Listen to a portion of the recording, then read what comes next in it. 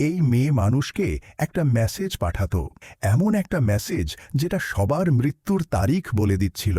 এখন প্রত্যেকটা মানুষ জানত সে কবে মারা যাবে। একটা ছেলে দেখল তার মৃত্যু ৯৯ বছর বয়সে লেখা আছে।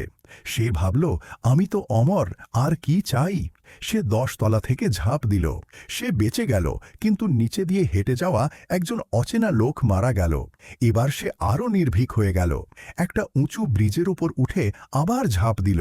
হঠাৎ একটা ট্রাক চলে আসে আর সে আবারও বেঁচে যায়। এখন তার পুরো বিশ্বাস হয়ে গেছিল সে মরতেই পারে না। এইবার সে প্লেন থেকে ঝাঁপ দিল।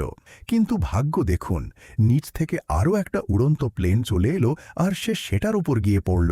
ঠিক তখনই একজন ড্রাইভার জানতে পারে তার কাছে মাত্র কয়েক সেকেন্ড বাকি আছে। আর পরের মুহূর্তেই একটা ট্রাক তাকে পিষে দিয়ে চলে যায়।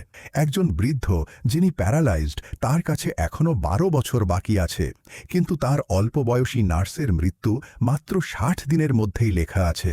সেই নার্সটি তাকে জড়িয়ে ধরে কাঁদতে শুরু করে। এরপর আর একজন মহিলা যিনি স্নান করছিলেন, তিনি মোবাইলে জানতে পারেন তার মৃত্যু মাত্র ২ মিনিটের মধ্যেই হতে চলেছে। তিনি ভয় পেয়ে যান।